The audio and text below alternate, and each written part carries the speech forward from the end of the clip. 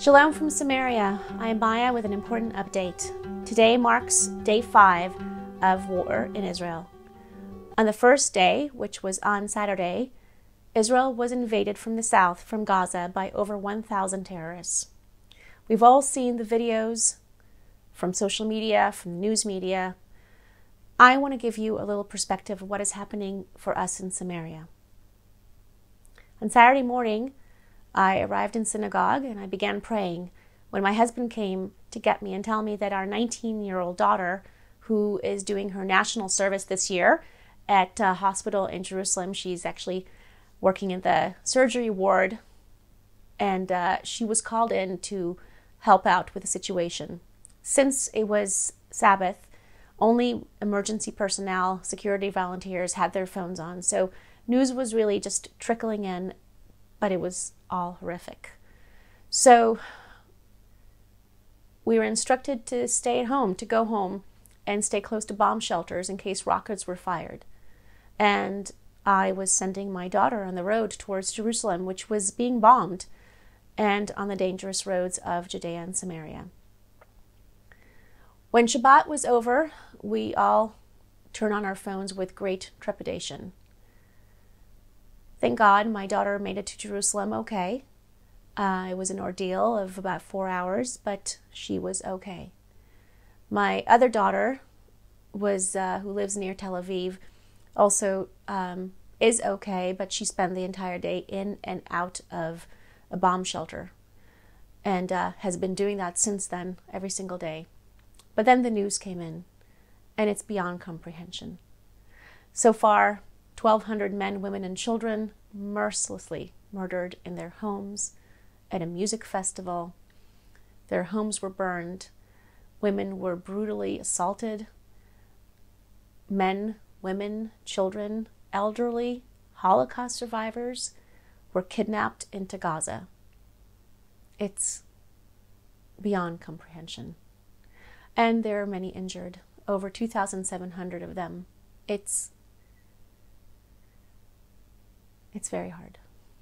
In response, Israel has called up over 350,000 army reserves. With many Israelis also being abroad, they are returning home, flocking home, wanting to protect their homeland. Schools have been shut down all across the country, and so families are now single-parent families. Mothers are home, left to care for their children among the chaos, trying to instill calm and peace. On day 4, shots from Lebanon confirmed what people were fearing, that this will be a multi-front battle. Today we've seen additional anti-tank missiles fired from Lebanon, resulting in Israelis both from the north and the south being instructed to stay near bomb shelters or in bomb shelters. Here in Samaria, where we are surrounded by hostile Arab villages, we regularly live under the threat of terrorism. There have already been some images of militant Arabs in various villages in Jenin, Hawara, Kalkilia, and Azun, the last two located nearby Karnei Shomron, where I live. They're inspired and emboldened by their Arab brothers in Gaza, and so they are demonstrating in support of Hamas. They are chanting, "Kill the Jews." They are fighting with security forces. And so, by all reasonable estimates, Judea and Samaria will likely be the third battleground, and the people here are prepared to protect themselves, but they're a little shorthanded because many of the soldiers have been called up. The rest of the residents have volunteered, men and women. They stepped up to patrol the perimeter around the clock, but again, they're shorthanded, not just in terms of people, but also equipment. Here at CFOIC, we're getting numerous calls each day from small communities that are struggling to protect local families. They urgently need tactical helmets, flashlights, emergency generators, night vision goggles, and other equipment. One community coordinator called me frantically at 9 o'clock last night saying, "We must have tactical flashlights.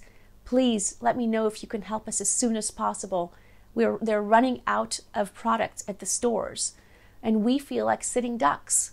The army comes in for a little bit, and then they're called somewhere else, and we are just waiting for the second shoe to drop.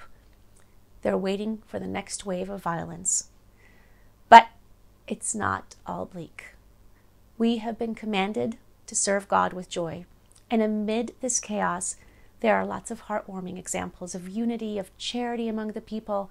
There is no division based on politics and religion, at least not in the greater scheme of things. We stand together as one nation. People are contributing according to their abilities, providing personal products for soldiers, baking cookies. My 14-year-old son, was baking over 100 cookies the other day, cooking food, volunteering in various ways to ensure essential services continue, donating blood. The blood banks are saying, no more, we're full, thank you, thank God. Also, it is no coincidence that this war happened at the very end of Feast of Tabernacle, which is the most joyous holiday on the Jewish calendar. We're asked to leave the comfort of our home and live in temporary booths as a reminder that true protection really comes from the Creator, the one true God. This war being juxtaposed with this holiday is not a coincidence. It's a reminder to remain joyful. God is in control. He is leading the way towards the ultimate good. For 40 days, from the first day of the month of Elul, which is the month before Rosh Hashanah, until Simchat Torah, the holiday we just had on Shabbat, Jews recite Psalm 27 every day.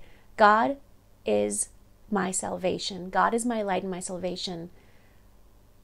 And it ends with, be strong and take heart and wait for the Lord. It is no coincidence. We know God is good. We know He's leading to us towards salvation. And these incredibly challenging times are for the good. But we really need your prayers. We're asking for your support. And if you are moved by this message at all, share it. Share it with your friends. Share it on social media. Be our ambassadors. And if you're also so moved, please help with much needed security equipment in Judea and Samaria for the communities who are struggling to protect their people. May God bless you all.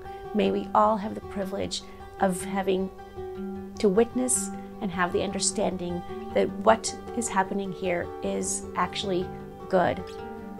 God bless you.